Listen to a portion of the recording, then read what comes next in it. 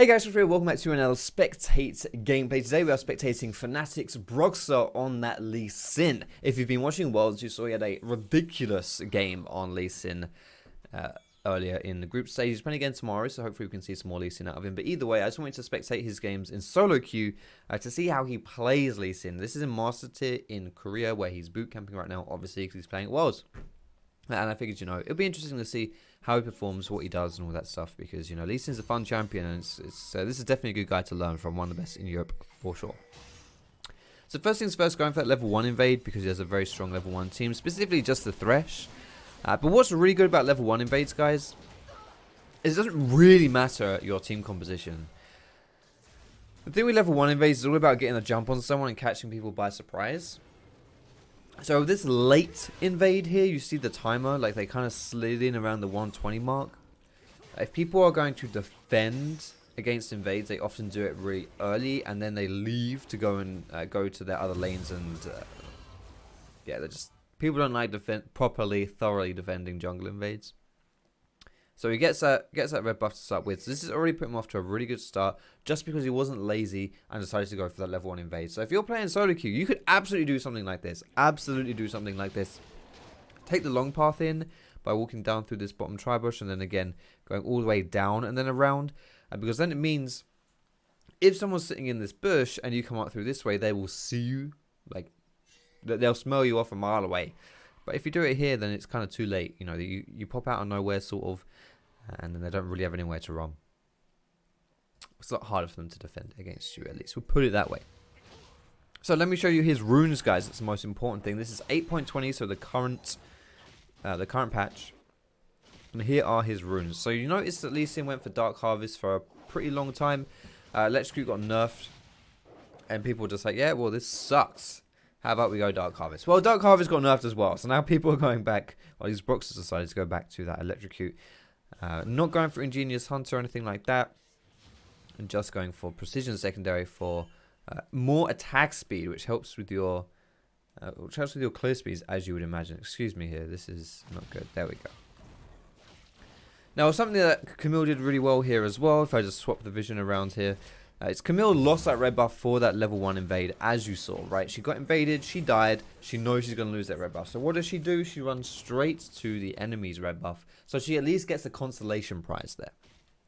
And you should be doing that as well. If you ever get invaded and lose a buff or anything like that, don't just sit and take it. Go to the enemy jungle and try and take something for yourself as well. That's smart by Camille. She picks up that red buff. So now she's not really missing out on anything. She's behind as far as speed goes, if that makes sense. So she's not... well, right now she's like equal in farm, right? So she's a little bit behind, maybe like 30 seconds behind her actual clear, but she's not actually behind in any specific way. So what Broxah's going to do this game is he's going to rush that Tiamat, get Red Smite, Warrior Enchant into Black Cleaver, and that's pretty much his core build for all of his Lee Sin games. If you don't already have one, pause the video and make yourself a cup of tea. Here's one I prepared earlier. Can't go wrong with this. And here comes the first gank of the old game. For some reason there's a Poppy in that mid lane. Oh, that's a cheeky stun on the backside there. Is still going to fall down, but still, Broxah picks up a kill. That's 2 assists going over to the red team as well. So all in all, a little bit more gold coming through. But hey, good stuff. Good stuff all in all. I'm taking another drink of my cup of tea. Oh, this is cheeky here. He's going to freeze the lane right now. So what this does right here, he drags the minions out. And then... ooh, okay. Essentially, what this does is it means that the tower isn't going to be clearing these minions here. So it gives time for Poppy to come back into lane and pick up the minions. And this is smart. This is smart by Camille. I don't know who this Camille is. I don't know if this is Ambition or someone like that. They've got the Gen G tag, but still. Oh, you're going in for the aggressive play. Okay, Tan's coming in as well. He's going to jump over the wall. Going to have to ward hop out of that one. And that's a pretty big one. He loses a control ward, and he's down really low on health here. So this means that if he does decide to go for this jungle clear here, which he can do because he's Lee Sin as long as he has his smite, which he did. That was really smart. Really smart by Camille. Bullies him out of that one. And considering this guy has a really bad start, this is it. This is what you want from Camille. It's not what you want from Broxah, but this is what you want from Camille. Now, Personal preference on the playstyle of Lee Sin will dictate whether or not you play aggressive in the early game or not, but a lot of players tend to just farm until level 6. However, in this situation here, Broxah sees the play coming. I don't know what that was, mate. But he also has his Poppy coming in too. And is this Poppy got an AD or something like that? She does. She has AD. Broxah's going to go down here. And this is kind of it, you know, this is kind of it. You have to be careful if you're playing Lee Sin. Because before that level 6, it's pretty hard to make your plays. You don't have the your ultimate helps you line up all of your other abilities. It's extra damage as well. And not being level 6 on Lee Sin is actually a pretty big difference to being level 6. Anyway, we've got our Tiamat now, guys, which means that powering through the jungle is a very real... I don't want to say possibility because it's just going to... Actuality. Is that a word? I think that might be a word. Basically, you can farm through the jungle ridiculously fast now. Because you've got your Tiamat, especially on those AoE camps. Lee Sin's jungle clears are decent, single target at least, but then when you have the Tiamat, your AoEs are also really good. That's a bit of a tilt right there. Getting invaded by the enemy mid laner to lose your chickens. Wow, he has to give up his blue buff to the enemy Poppy. Okay, to his mid Poppy. That's surprising. Anyway, full clear really fast, so he's going to be bombing it down the bot side, and now he is level 6. So he's got, you see here, this is a good time for him to go for this play in the bot side. Why? Because he has good setup from his laners. Thresh specifically is really good for setting up ganks. He can lantern you in, he can flay to set up the play, easy peasy lemon squeezy. But more importantly, if you look at the position of the lane here with the minions, there are significantly more enemy minions than allied minions. Which means that this lane is going to be pushing towards the red side here. So if he's a little bit patient right here, eventually this will move up and Ez and Rakan will also move up with it. So let's see what he decides to do in this situation. He's going to be waiting here. Oh, there's the hook and that's it. Hook into Lantern. That's the setup there. That's going to be a dead Ez. Easy peasy lemon squeezy. Bit of a KS from Broxah. But still, that was a godlike Lantern there. Doesn't even need to go for the minion wave position. Just hits the godlike hook and he's out of there. Alright, like we said, he's gone for that Tiamat rush. Now he's got his Skirmisher Saber and another longsword with tier 1 boots coming through as well. Now this recall here, I don't know, he's left his spot side quite open with that recall, but it's okay. He's going to be just running all the way back down here. All the way back down. Giving over that Scuttle Crab to his mid. Oh, but he sees something here. He saw a Talon jumping over this wall, but it's it is not to be, but he's looking for that aggressive move here. He does still have his kick up, remember, guys. Is he going to go for an over-the-wall play? Now, this guy has summoners and he has his ultimate. This will be a risky play, but it looks like he wants to go for it here. Here we go. Hits the Q. Cheeky. Hits the Q. And Poppy's dead. Wow. He hits the blind Q and he's still the play still goes against him. This is not a good start, guys. This is not a good start. But if you want to consistently win, if you want to consistently climb in League of Legends, you have to win. Like, games like this are not free losses. You have to learn how to come back from games. And that's the lesson we're going to be learning today, guys. So there's a teleport coming out of Malphite. That is the Odyssey Malphite skin, by the way, which is really cool. Look at this skin. Actually gives Malphite some kind of personality, you know. That's really cool. I wonder whether they should have made that like a visual update. Do you know what I mean? Because Malphite as a rock is just boring. But now he's like they turn him to like a what are those creatures called from Mass Effect? Do you guys know what I'm talking about? Oh god, here we go. He's going in for another play. He's level 8. He's gonna die. No, he's not. Oh no, he's good. He's good. He's dead. No, he's good. How many summons did he get out of that? Flash from Ez, flash from Rakan. His own flash, obviously. Yeah, he's just over-forcing for that tower there. It's not going to happen, but still all good in the hood. He's not out of this game just yet. Warren Enchant is next on the menu, boys. There it is. It's kind of nice to see, actually. This guy, Broxah is failing a lot of these early plays. Well, a lot of stuff in early is not working out for him. But he's still fine. And that's good, you know, because I don't know if you guys like this, but for me personally, when plays don't go well for me, I start, well, I don't know if I want to say I start tilting. Like in this scenario, I probably wouldn't be tilting, but I definitely get a bit down on myself or a little bit like, oh god, this is going to be a hard game. But he's fine. He's absolutely fine.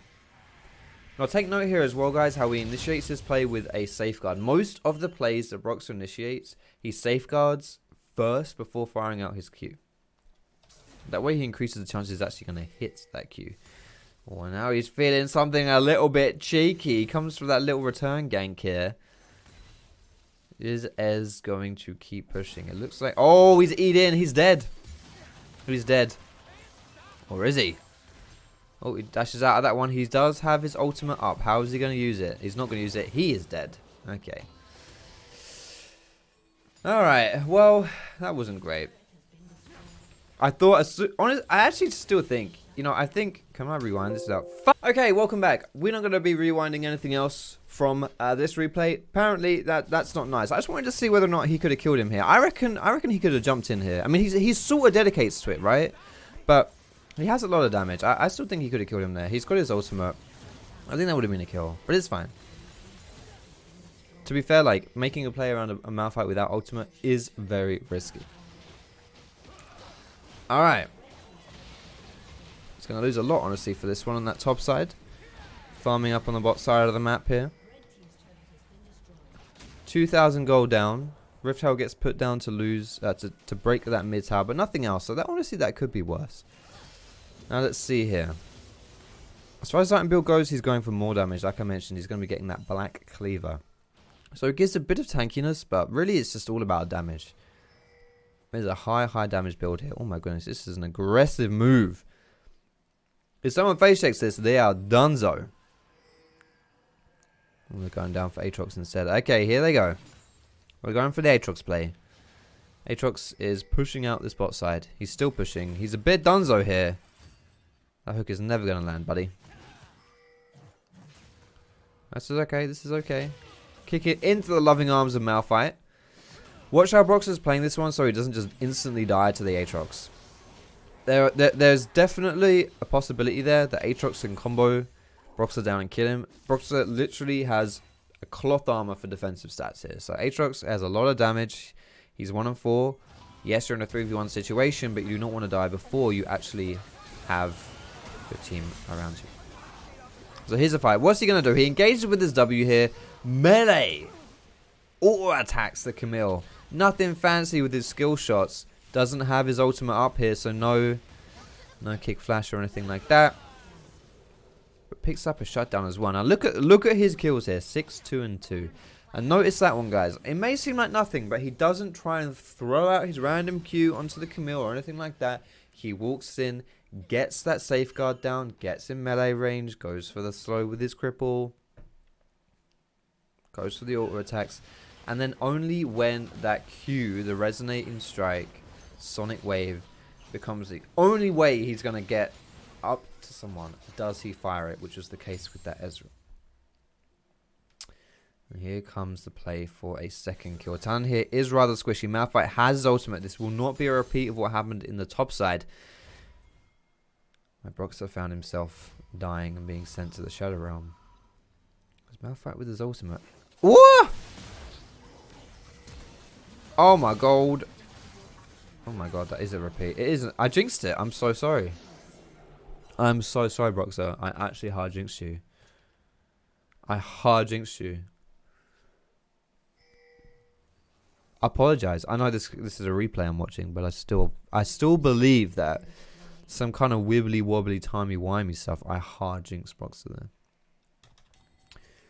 Okay, well this game is going a little bit down Int Road. We kind of want to get out of Int Road and into Happy Rue, because we're going into Happy Rue. We're going to France. You know, that's where happiness is.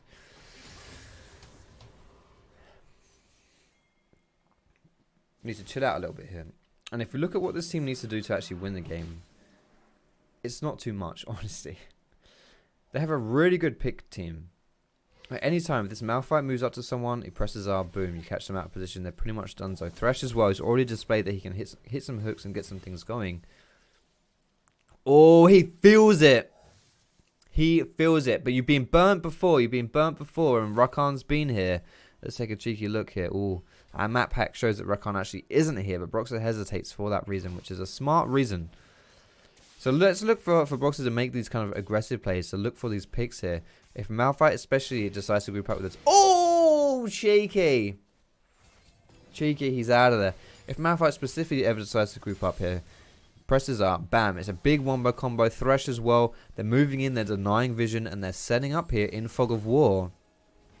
Look at this, there's no vision around here for the enemy team, which makes it really easy. Again, none down here too. Really easy for Broxah's team to set up in that Fog of War and go for those picks. You land one Thresh Q and suddenly your team can dogpile in onto them. That's all good stuff. For now though, don't lose track of the farm. And here we go. Okay, Malphite's grouping up here. We know what that means. We know what that means, fellas. Okay, he's given up. It doesn't mean anything. God damn, this game is boring. Let's skip through the boring stuff here. See, what's going to happen here, right? I'm going to skip through all this. And then something's going to happen, and I'm going to want to rewind to watch it again. But then I can't rewind because it's going to crash the replay. Okay. Ping's coming down here. The blue team is pushing up quite hard. That is the initiation. Let's slow it down a little bit. Thresh has already died, but he put down the cage, and Malphite is TPing into this one, into the middle of the team. Rakan running good interference here, but here comes Broxah. Fires out that Q to initiate the play, and you see what happens there. He misses the Q, and it doesn't do anything, but still a two-man kick, Talon and Rakan. Broxah here, trying to do his thing. Aatrox is dead. Ez is dead. Poppy mid is OP.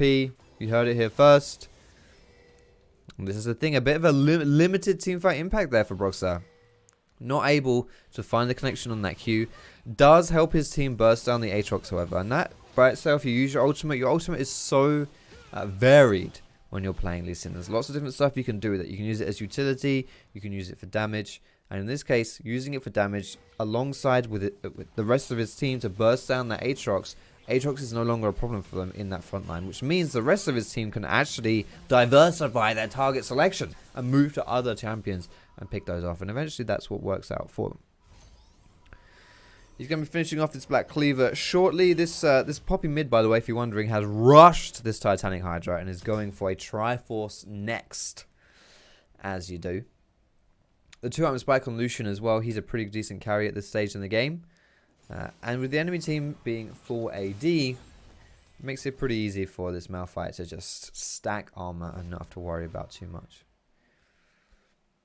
I do wonder whether or not this the efficiency or the effectiveness of this Poppy mid pick comes down to the fact that they are a full AD team and that he had to lane versus Talon, which is easier than laning versus a ranged champion as far as it goes if you don't want to get poked out if you yourself are a ranged champion. Oh, Lucian! Oh, that's a question mark ping. I wonder who's throwing out those question mark pings. I can't see it. I can't see it in the replay, but I do wonder. I do wonder whether that's Lucian question mark pinging his team for not saving him, or whether it's team question mark pinging Lucian. Now, we're 23 minutes into this game, guys, and we're still dead even in kills, and Broxah's team is 2,000 gold behind. So this Broxah needs to have some good individual impact to win this game here. Let's see what he can come up with here. So there's the hook onto the Camille, starting the play, and Broxah is hesitating. He hesitates because Poppy also started to play there.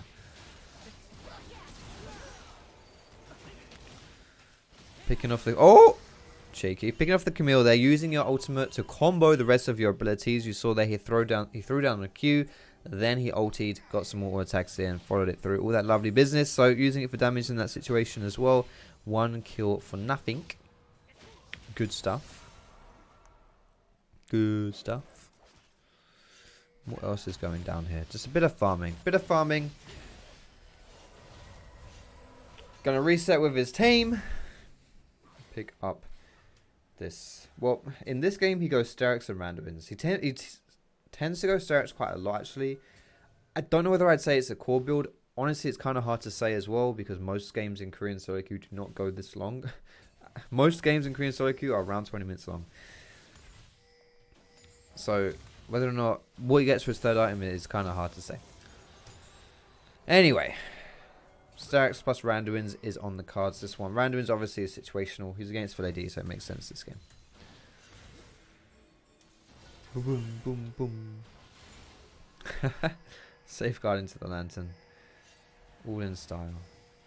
Okay, so his team's collapsing here. Oh, it's a blind hook, and Thresh is going to take that one. He'll take that one all day, but he might just fall down. He is dead. But Malphite, what can you do, buddy? What can you do? Can you press R? There's Talon on the side here. His ultimate's already been popped. Malphite wants something. He wants something. They want the re-engage here, but it might actually just be the death of Malphite. If he gets too far forward here, he is tanky, don't forget. I think the red team might just have to back away from that one. I don't know though. I still think, you know, Malphite gets that three-man ulti. The red team didn't use a lot of their resources in that play. Poppy still has Ignite, still has Flash. Broxah has everything up as well. See, if that were me, I would have gone in there. Maybe that's why I'm not a master tier player on the Korean servers. But personally, I think he should have pulled the trigger there. I think he should have pulled the trigger. Oh, looks like the blue team. See, the blue team are happy enough to pull the trigger themselves as well. And I think actually playing reactive into the blue team's comp is not a bad idea either. Like, you just let them engage and then Malphite presses R when they've walked forward. The good thing about that means that if they've engaged, chances are they've already used their escapes aggressively, so that when you then counter-engage with your Malphite ulti, the unstoppable force, how do they get out of it? It then leaves it down to summoners and that kind of thing, which is harder to do than obviously just like Camille, for example. If she engages with her hookshot and you ulti her, how does she get out? She has to flash out. But if you're the one engaging onto her, how does she get out? Well, she can hookshot out, but that's not. You guys know what I'm trying to say. I'm chatting a bit of shit. You guys know what I'm trying to say. Okay, 27 minutes. Looks like Baron is on the cards here. You don't want to let this one go down for free, of course. There's no need to do so, especially this enemy team comp when they have a nice 1-3-1 with Talon wanting to split push and Aatrox. If you give a Baron buff over to a team comp like that, you're going to have 3 lanes pushing down on you with Baron buff minions, which is suboptimal and not ideal and not easy to defend against. So definite emphasis around this Baron area here. And they have caught out the Camille just a little bit. Bit of harass going down there. And now this is the important thing here. You want to deny the vision from the enemy team. You want to deny the vision from the enemy team. And then you want to sit in Fog of War and bait them to come into you. If we look at the vision for the enemy team here though, they haven't really denied anything. Which makes it very easy for the enemy team to not face check and not get caught out of position here. But this is what happens when you are the team playing from the back foot, as the red team is. Here's the fight in the mid lane. Lucian's getting really, really low here. And Poppy, similar situation. Lucian is already dead. Broxah might just pick up the kill onto Talon here. He does. Oh, the Malphite 2-man ulti. That's going to kill Thresh. That's not Thresh. That's Rakan. And Camille. This is what I was saying, guys. You can be the reactive one. You can let them come into you. And you just let the Malphite do his thing. And so far, this is a 3 for 3. The Aatrox ulti expiring here. Oh, my lordy. They fancy it. Oh, he's gone in. That's too far. That's too far. Yo, that's close as heck. He's dead? How did he die? I don't know how he died there. I legitimately have no idea how he died there, but still. And they want more. They're going to get more as well. Broxah, mate, your aimbot needs work. There it is. Not a clean ace, but an ace nonetheless for the red team. That's surprising. You're seeing as well in these team fights why I am not a play-by-play caster. I can't keep up with the action. I just can't do it. Still. 5 people dying on the blue team side here is really important for the red team, because now they can look to turn onto this Baron. Ezreal is still dead. Aatrox is still dead. He has his CP and he will be respawning really soon, but still, at worst, this is a 4v5 in favor of the red team here, and they're going to peel out, and they're going to go onto the Camille. Camille will fall down here, and that's the enemy jungler dead, which makes going for a return Baron play even easier. Aatrox looks like he'll be falling down here as well. They pick themselves up 2 kills, baiting that Baron play. Talon. Ooh, Talon might be in trouble too. Actually, Aatrox is not dead. Excuse me. Lucian is, however. Oh my lord. What's going on, fellas? Oh no. Oh no. No, no, no, no, no. Okay, guys, I have some really bad news for you. That replay doesn't work. Which is a shame, because that is the second replay that I have looked at Broxah, tried to make a video on. That doesn't work. So you know what we're going to do? Because League of Legends is trying to hold me down. The replay system is trying to hold me down. We're not going to let it get the better of us, okay? So we're going to beat it, okay? We're going to beat it. And I'm not going to leave you with blue balls either. So we're 30 minutes into that last game. You saw what happened here. I am going to play-by-play radio style this for you guys, okay? We're going to find out what exactly happened, because we're only 5 minutes from the end of the game, okay? You haven't missed a huge amount. And I've found a little timeline here of what happened in that game. So I'll break it down for you so you know what happens, okay? So for this one, I recommend sticking on some chill music, maybe some atmospherical, sort of like whale song sort of thing. Maybe something a little bit more epic, depends on how you're feeling. This is the climax of the game, so maybe something epic would be a little bit better here, actually.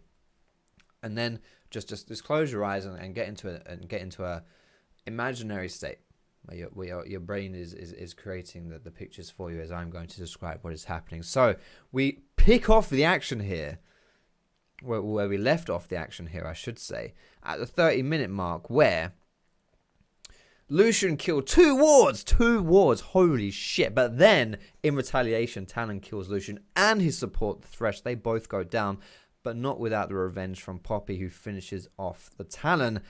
Not good news for the red team, however, or the blue team, I should say, as Malphite also dies, getting caught out of position right at the end of that fight. But that's that for that fight. That fight ends, and then we go back to placing down wards and playing the Baron dance. Loads of wards get put down here until there is a pick onto the enemy support. Rakan goes down here. And when you think that's it, that's the pick, that's the Baron play, Malphite then falls shortly after. Oh my goodness, this game is so back and forth, but our boy Broxah comes straight through with the revenge, with the kill onto the Talon. And it's not just Talon who goes down here. Ezreal falls shortly after. Camille falls after that one. And then the Aatrox, and then what do you expect when you kill 4 people? It's going to be Baron. Baron goes down at 33 minutes and 10 seconds. Lots of wards. Lots of boring stuff. What else is going to happen, guys? Not too much. Lucian kills Ezreal. Camille kills Poppy. Broxah kills Talon. Malphite kills Camille. And then towers after towers after towers after towers. And in true anticlimactic form, the enemy team surrenders before the Nexus can go down. But that's it, guys. So, back and forth slugging action. 1-1 team fight. Number 1, WON team fight. Picking up the Baron. Bombing it down the mid lane. And that's going to be the end of the game. So, thank you so much for watching the video, guys. I hope you learned a little bit about how to play Lee Sin, or kind of just how to come back from this game. Because we saw... It's a real shame we can't see the last team fight. I'm going to be honest with you guys. There's a month left to get Master Tier, and I want to get Master Tier. So, my time is thin right now. Just when I'm also trying to juggle my second channel and streaming. I invite you to go and watch a gameplay on my second channel, Foxdrop Plays. I upload there every other day, gameplays. And also I stream. I'm going to be streaming on my main account as well. So if you want to see some of that action, go ahead and follow those things. fb.g/FoxdropLol for my stream too. But still, either way, if you learn some things about how to play Lee Sin, or you learn some things about how to come back into a game, that was the aim of the game. Hopefully, you learned some things. But thanks so much for watching, guys. I love you all. You're all awesome. Thumbs up if you like, subscribe to me for more, and most importantly, guys, have a fantastic day. And I will see you in my next.